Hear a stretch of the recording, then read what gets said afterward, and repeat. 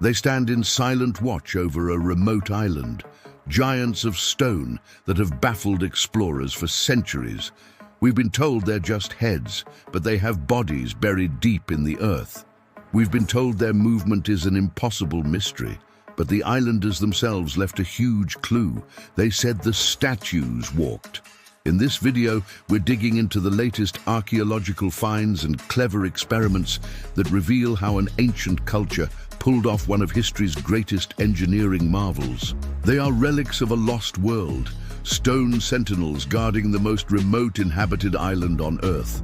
For centuries, the colossal figures of Rapa Nui, better known as Easter Island, have stared out from a windswept landscape, their secrets sealed.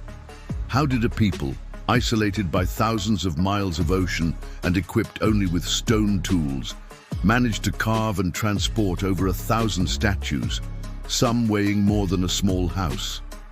It's a question that has fueled wild speculation for generations, giving rise to theories of lost technologies and even alien visitors. But the real story, as it so often is more complex, more ingenious, and far more human than we could ever imagine. The story of the Moai isn't just an engineering mystery. It's the story of a civilization's bond with its ancestors, its incredible resilience, and its legacy written in stone. Just when we thought we had the puzzle figured out, new discoveries are changing everything we thought we knew. The legend and the problem. Our story begins on Rapa Nui, a tiny speck of volcanic land in the vast Pacific, over 2,000 miles from the coast of Chile.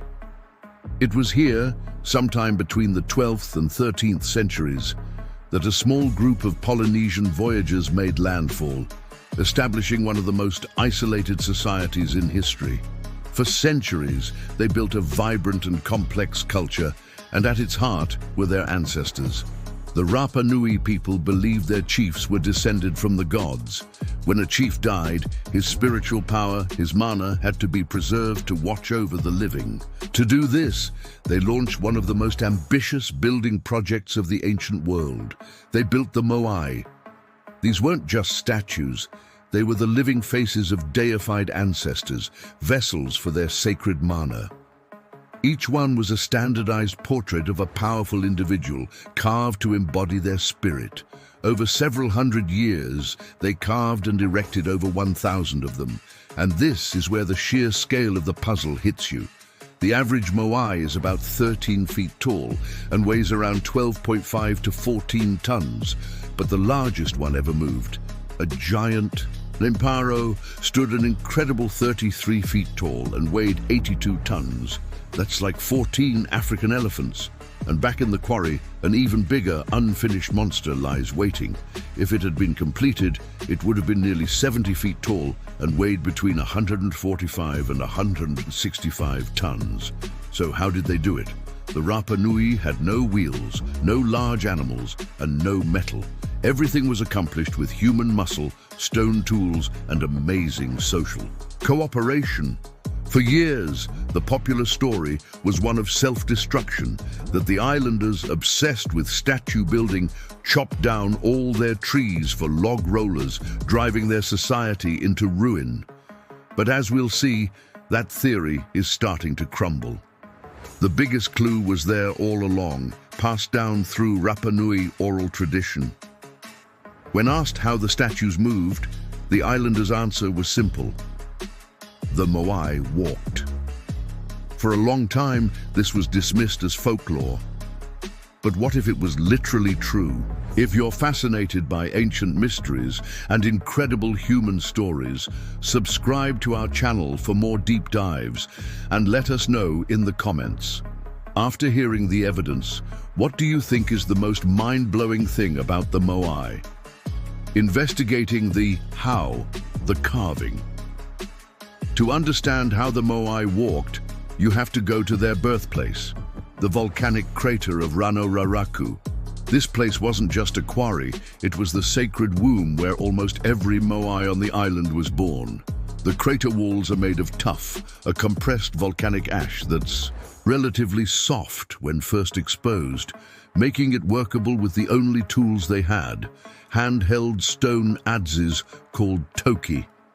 Imagine teams of carvers perched on the steep volcanic slopes, chipping away at the rock face. They'd first outline the moai on its back, then slowly and painstakingly free it from the surrounding stone. The ground below is littered with millions of discarded toki, a testament to the sheer scale of the labor. When one tool went dull, it was simply dropped and a new one was grabbed. The quarry today is a moment frozen in time. Nearly 400 moai are still here in various stages of completion.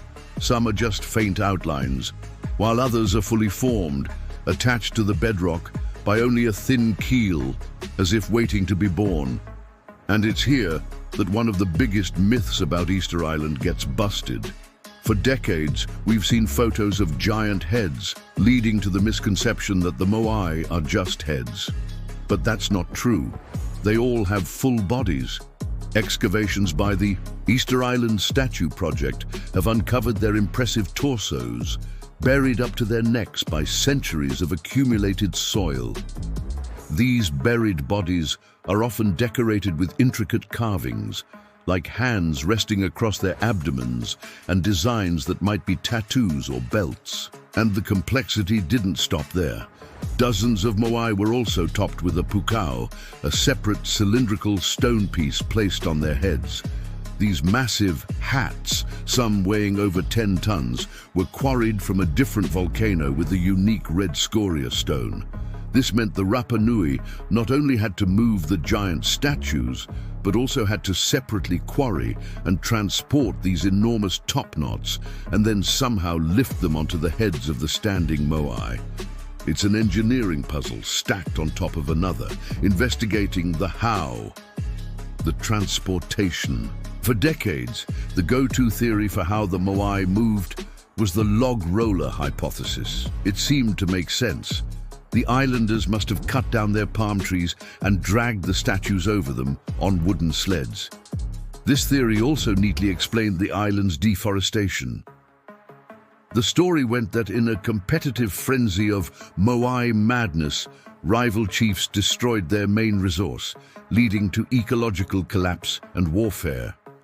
It was a powerful cautionary tale, made famous by books like Jared Diamond's Collapse. But this theory has a few big problems.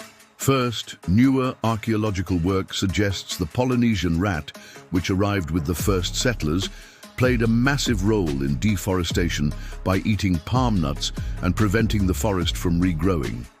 The ecocide was likely less about reckless statue building and more of a slow environmental change caused by an invasive species. Second, the log roller method is incredibly inefficient and would have required a huge amount of timber and rope, resources that were becoming scarce.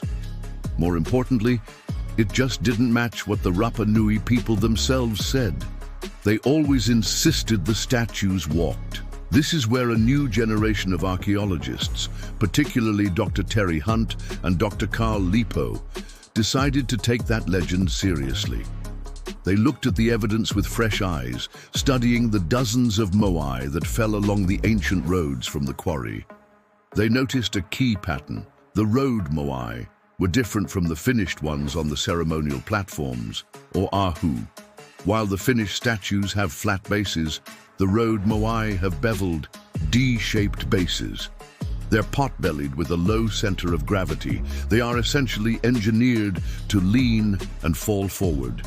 Hunt and Lipo also noticed that statues going downhill had almost always fallen on their faces, while those going uphill were found on their backs.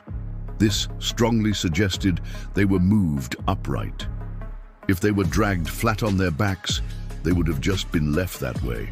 The conclusion was stunning. The statues weren't just carved to look like people, they were engineered to move. To prove it, Hunt and Lipo partnered with National Geographic for a groundbreaking experiment. They made a precise 5-ton, 10-foot-tall replica of a road moai. With just 18 people and 3 ropes, they put the walking theory to the test. 2 teams rocked the statue from side to side by pulling ropes attached to the head. A 3rd team behind it used a rope to keep it steady. The result was amazing. With a rhythmic, coordinated effort, the Moai began to shuffle forward, rocking and swaying with a surprisingly lifelike gait. It walked. The experiment proved that a small group of people with minimal resources could move a multi-ton statue across the landscape. It didn't need logs or a massive sled, and it perfectly matched the oral traditions passed down for centuries. The Rapa Nui weren't speaking in metaphors. They were describing an elegant feat of engineering, the purpose. Why were they built? Why were? Solving how the Moai were moved only makes the question of why more fascinating. Why would a small, isolated community pour so much energy and resources into this monumental task? The answer is tied to their spiritual beliefs and the very fabric of their society. The Moai were more than art. They were lifelines to the spirit world. They were placed on large stone platforms called ahu along the coastline. These weren't just pedestals, they were sacred sites, often tombs for the very ancestors the Moai represented. And crucially, almost all Moai on their ahu face inland, with their backs to the sea. They weren't looking out at the horizon, they were positioned to watch over their descendants, their villages, and their farmlands, projecting their protective mana over the community. This spiritual power wasn't just symbolic. A Moai wasn't considered alive until its eyes were carved. The final critical step was inlaying the eye sockets with white coral and red scoria pupils. This act was believed to open the statue's eyes, activating its mana and allowing the ancestors' spirit to see and protect their people. The first European visitors in 1722 saw islanders praying before the statues and making offerings to them. The Moai were also potent symbols of political power. The size and number of statues a clan could raise on its ahu was a direct display of its influence and resources. This competition was likely a way for rival chiefs to show off their power, not through war, but through sacred building projects. This system helped keep social order for hundreds of years. The Moai were the pillars of their community, religious icons, political statements, and cherished family guardians, all in one. The mystery deepens. New discoveries. Just when it seems we've unlocked Easter Island's biggest secrets, the island finds new ways to surprise us. The story isn't finished. In fact, recent discoveries are adding new, complex layers to the history of the Rapa Nui. For years, the story of Rapa Nui ended with a dramatic societal collapse around the year 1600. But recent radiocarbon dating has shown that's not the case. The evidence now shows that the Rapa Nui people kept building and using their moai for at least another 150 years, well into the 18th century when Europeans arrived. This dismantles the idea of a sudden, self-inflicted collapse and points instead to a resilient, adaptive culture that continued its most sacred traditions much longer than we thought. Then in February 2023, the island gave up a totally unexpected secret. In the Rano Raraku quarry, a lake that had been deep for hundreds of years began to dry up. As the water receded, something emerged from the mud. A moai. This was a stunning find. The statue is smaller than most, about 5 feet tall, and was found lying on its side. No one knew it was there, not even in the island's extensive oral histories. Was it dropped during a failed move? Or was it intentionally placed there for a ritual purpose we don't yet understand? Archaeologists now believe there could be even more statues hidden in the lake bed. Each new discovery doesn't just provide an answer, it opens up a dozen new questions, reminding us just how much of Rapa Nui's story is still buried. Voices from the past. Contested heritage. The story of the Moai doesn't end in the distant past. It's alive today in a passionate debate about heritage, ownership, and what these sacred figures truly mean. In the 19th century, foreign explorers took several moai from the island. The most famous is Hoa Hakananaya, which translates to the stolen or hidden friend. This magnificent statue, carved from hard basalt with unique carvings on its back related to the later Birdman cult, was taken in 1868 by a British ship and eventually given to the British Museum. For the Rapa Nui people, the moai are not museum artifacts. They are the living faces of their ancestors. Their absence is a deep cultural and spiritual wound. As one Rapa Nui representative put it, "We want the museum to understand that the moai are our family, not just rocks." For years, the Rapa Nui community, with the support of the Chilean government, has campaigned for the return of Hoa Hakananaya and other statues. This repatriation effort has gained global attention in recent years. While a similar moai was returned to the island from a museum in Chile in 2022, the fate of Hoa Hakananaya is still unresolved. The debate is part of a larger global conversation about cultural property and the right of indigenous peoples to reclaim their sacred heritage.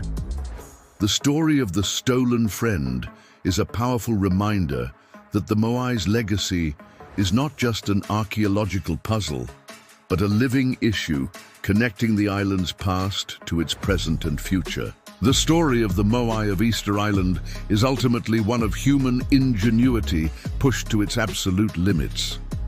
The old myth of a foolish collapse has given way to a new narrative of resilience and brilliant engineering. The realization that the statues walked is more than just a clever answer to a puzzle. It's a powerful testament to taking ancient traditions seriously.